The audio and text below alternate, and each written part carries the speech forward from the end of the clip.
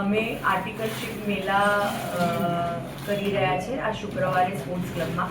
આ અમારો ચોથો કાર્યક્રમ છે અને આમાં 40થી વધારે સીએ ફોર્મ્સ આવશે અને 100થી વધારે સીએ આવવાના છે.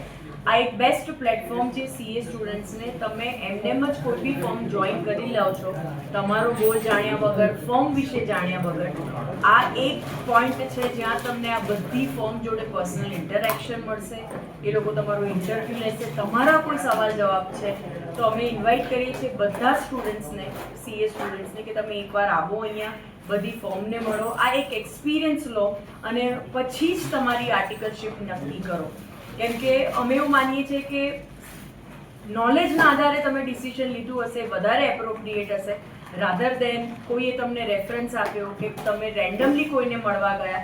એના કરતાં અહીંયા આવો, સીએ એસોસિએશનને ઓળખો, આ સીએ ફોર્મને ઓળખો અને આઈ એમ શ્યોર તમારા ભવિષ્યની જે જર્ની હશે એમાં સીએ ફોર્મનું સિલેક્શન, આર્ટિકલશીપનું સિલેક્શન એ બહુ જ ઇમ્પોર્ટન્ટ છે અને એના માટે જ એસોસિએશન આ મોટો સ્ટેપ લીધો છે જે તમારું કેરિયરનું એક ટ્રાન્સફોર્મિંગ યર હોય. એના માટે હું બધા સીએ સ્ટુડન્ટને અપીલ કરીશ કે આનો લાભો લીધા પછી જ પોતાનું ડિસિઝન નક્કી કરે કે એમને કઈ સીએ ફોર્મમાં એમને આર્ટિકલશીપ કરવી છે. અને અમદાવાદની ટોપ સીએ ફોર્મ અહીંયા છે. તમે એમને બી ફોન કરીને બી તમે જશો તો તમને ઇન્ટરવ્યૂ શું, તમને મળવાનો બી ચાન્સ નહીં મળે.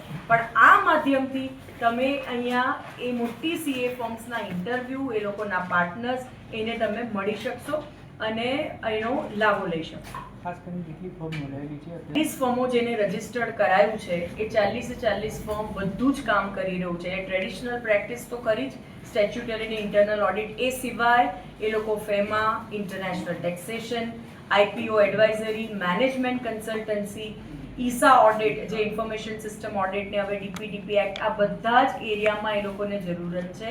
એટલે જો તમે આ દિશામાં આગળ વધવા માંગતા હોય તો આ બધી સીએ ફોર્મમાં તમને ઓપોર્ચ્યુનિટી છે કામ કરવાની.